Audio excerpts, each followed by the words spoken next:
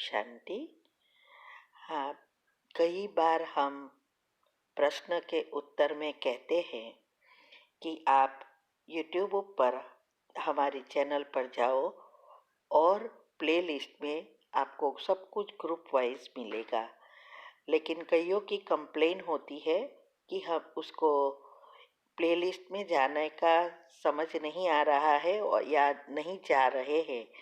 तो उसके लिए मैंने यहाँ विधि बताई है कैसे चैनल खोलनी है और कैसे आप प्लेलिस्ट में जाके चूज कर सकते हैं।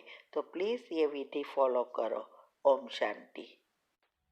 अगर आपको मेडिटेशन और हेल्थ की बातों को अच्छी रीति समझना है तो यूट्यूब चैनल है शिव शक्ति मेडिटेशन बीके कुसुम, फिर सब्सक्राइब करेंगे और जो लक्ष्मी नारायण का आइकॉन है उस पर टच करेंगे तो हमारी चैनल खुल जाएगी। वहाँ प्लेलिस्ट में आपको सब कुछ ग्रुप वाइज मिलेगा। साथ साथ लाइक शेयर और कमेंट भी कीजिए। इससे आपका दुआ का खाता बढ़ेगा, बुद्धि का ताला खुलेगा और आप जल्दी जल्दी आगे बढ़ सकोगे। ओम शांति। ओम शांति। आपका प्रश्न है कि सासू माँ 2 महीने पहले बीमार हो गई थी।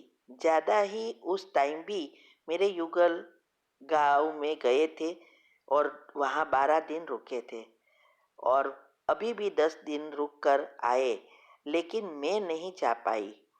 बेटी की स्कूल थी। मेरी भी हेल्थ इतनी अच्छी नहीं है कि मैं 900 किलोमीटर का ट्रैवल करके आऊँ। तो मैंने फ़ोन पर 2-3 बार उनके साथ बातचीत भी की, लेकिन मेरी सासू माँ इससे संतुष्ट नहीं है। इसको लगता है कि मैंने उनके मिलने के लिए वहाँ पर जाना चाहिए था और यह आप आने वाले सब रिश्तेदार के साथ ऐसे ही बात कर रही है। तो मुझे ये पूछना है कि मेरे ऐसे में क्या मैं ना जाने से कोई नाराज हो रहते हैं तो क्या उनकी बद्दुआ मुझे लगेगी? उत्तर है, बहुत अच्छा प्रश्न है। देखो, दुआ बद्दुआ कब मिलती है? एक कि जब हम किसी के लिए अच्छा करते हैं दिल से और उनको फायदा होता है तब दुआ मिलती है। ऐसे ही बद्दुआ भी तब मिलती है कि जब हम किसी का बुरा करते हैं, उसको हैरान करते हैं और अंदर से जो हाई निकलती है वो बद्दुआ बनती है।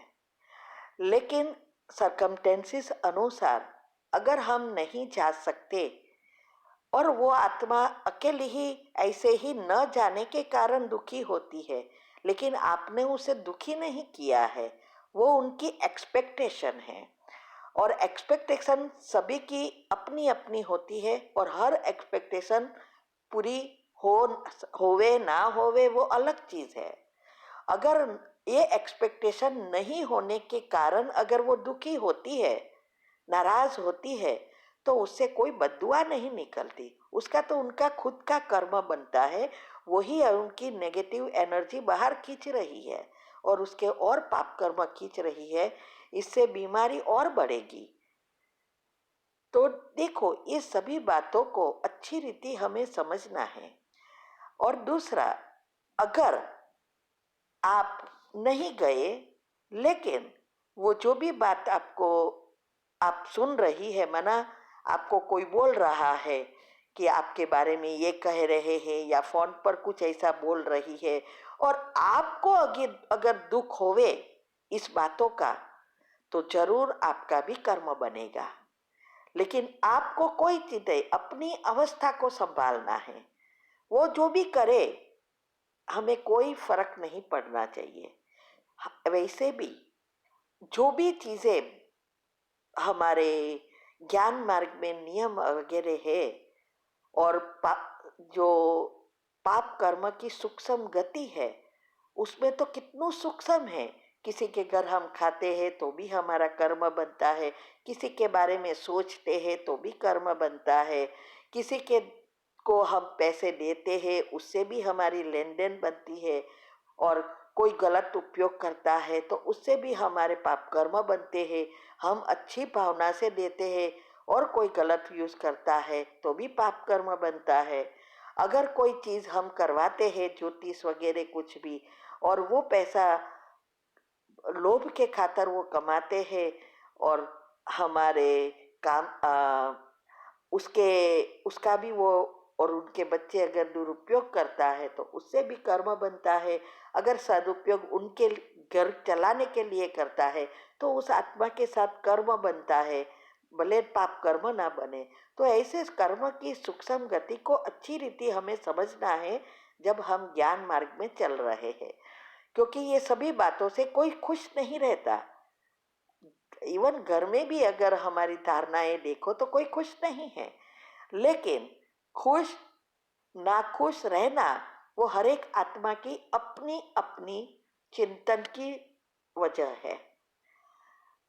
जब हम उनको इस बातों को अंदर चिंतन में लेते हैं तो हम कर्म से जुड़ जाते हैं। तो अवस्था बनाने के लिए बहुत सारी चीजें ऐसी है जो हमें करनी पड़ती है। अगर हम सबका देखते रहे तो हम अवस्था बना ही नहीं सकेंगे, क्योंकि हर चीज में हर एक को बुरा लगना है, क्योंकि लौकिक में कोई समझते नहीं है कि वास्तव में पुरुषार्थ है क्या। तो वो तो लौकिक रीति से ही देखेंगे। इसीलिए इस सभी बातों से बचने के लिए अवस्था बनानी है। देखते हुए नहीं देखना, सुनते हुए नहीं सुनना, ये अवस्था बनानी है। इसके लिए ही तीव्र पुरुषार्थ ग्रुप में सब ऑडियो मेरी आती है।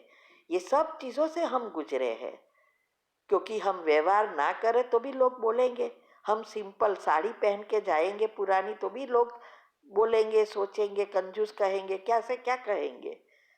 अगर हम किसी के घर नहीं खाते तो भी बोलेंगे, सब कुछ होना है। तो कितनी सारी चीज़ों से हम गुजरे हैं, और घर से भी, घर में भी सभी बातों से तो सब खुश नहीं होंगे, क्योंकि सब चाहेंगे कि उनकी ही सेवा करो, और हम नहीं करेंगे। समय इसमें नहीं बिगाड़ेंगे, बाहर जाना है घूमने फिरने नहीं जाएंगे। तो बहुत सारी चीज़ें आएगी अवस्था बनाने के लिए। तो हमारा पुरुषार्थ ही है अवस्था बनाना। किसी को अच्छा लगे या ना लगे वो उनकी चॉइस है, हर एक की अपनी अपनी चॉइस है। इसीलिए अगर हम हर एक की चॉइस को देखेंगे तो अपनी चॉइस को हमें छोड़ना पड़ेगा पुरुषार्थ करके उच्च पद पाने की। तो दो में से एक ही हो सकेगा, और बस एक ही ख्याल रखना है कि हमारे कर्म कोई ऐसे ना हो जैसे आजकल दुनिया में हो रहा है। ऐसे कर्म ना हो, ऐसे संकल्प ना हो उस आत्माओं के लिए, और कोई भी चीज़ मन में ना ले, फुल स्टॉप लग जाए, और हर एक के लिए पॉजिटिव और शुभ भावना निकले, सकाश दे, क्षमा कर दे। ये सब करके हमें आगे बढ़ना है। ठीक है, ओम शांति।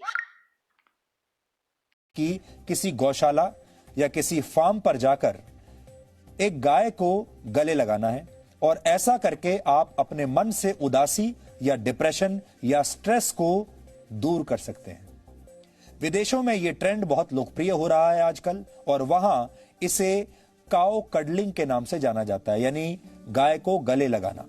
अमेरिका में कई डेयरी फार्म्स लोगों को काउ कडलिंग की सेवाएं आजकल दे रहे हैं, और लोग वहां आते हैं दूर दूर से इन गायों को गले लगाने के लिए। गायों को गले से लगाने की सुविधा देने वाले फार्म मालिकों के मुताबिक गाय का हार्ट रेट इंसानों के मुकाबले थोड़ा कम होता है, और उनके शरीर का तापमान थोड़ा ज्यादा होता है इंसानों से। ऐसे में जब कोई इंसान गाय को गले लगाता है तो ये दोनों ही स्थितियां उसके दिमाग को रिलैक्स कर देती हैं। मेडिटेशन यानी ध्यान के दौरान भी दिल की धड़कन धीमी हो जाती है, और ऐसा ही गाय को प्यार से छूने या उसके साथ खेलने के दौरान भी होता है। मनोवैज्ञानिकों के मुताबिक गाय के साथ समय बिताने से आपका आत्मविश्वास बढ़ता है, और मन में छिपे हुए डर भी दूर हो जाते हैं। अमेरिका में लोग 90 मिनट की इस थेरेपी के लिए करीब 22,000 रुपए तक चुका रहे हैं। 90 मिनट की ये थेरेपी जिसमें गाय को गले लगाना है, इसके लिए अमेरिका में लोग 22,000 रुपए तक देने को तैयार हैं, दे भी रहे हैं। यूरोप और अमेरिका में ये थेरेपी निराश और एंजाइटी के शिकार लोगों की बहुत मदद कर रही है। स्विट्जरलैंड और नेदरलैंड्स में 3 घंटे तक काऊ कडलिंग के लिए लोग लगभग 4,000 रुपए चुका रहे हैं और वहां इस प्रक्रिया को एक खास नाम दिया गया है जिसे कहते हैं काउम्युनिकेशन। आपने सुना होगा, अंग्रेजी का नाम है कम्युनिकेशन। उस कम्युनिकेशन को उन्होंने कर दिया है काउम्युनिकेशन, काऊ के साथ कम्युनिकेशन, यानी गाय के साथ संवाद, अगर हिंदी में इसकी बात करें तो। हमारे देश में जब हम किसी भोले भाले व्यक्ति की तारीफ करते हैं तो अक्सर कहते हैं ये तो गाय की तरह सीधा है। गाय का यही सीधा और शांत स्वभाव अब दुनिया भर के लोगों को भा रहा है, उन्हें पसंद आ रहा है। भारत दुनिया का अकेला ऐसा देश है जहां गाय को मां का दर्जा दिया गया है, लेकिन अब ये गायें दुनिया भर के लोगों को भी मां की तरह प्यार दे रही हैं और उनके दिमाग को शांत बना रही हैं, उनके स्ट्रेस को कम कर रही हैं। ठीक वैसे ही जैसे जब आप अपनी मां की गोद में लेट जाते हैं तो आप सारी दुनिया के दुख दर्द भूल जाते हैं, सारी टेंशन, सारा स्ट्रेस आप भूल जाते हैं। यानी गाय अब सिर्फ भारत नहीं बल्कि जगत माता बनने की राह पर है। हमने गाय की इन ममता भरी तस्वीरों के आधार पर आज आपके लिए एक बहुत ही स्पेशल रिपोर्ट बहुत प्यार से तैयार की है जो आज आपका दिन बना देगी।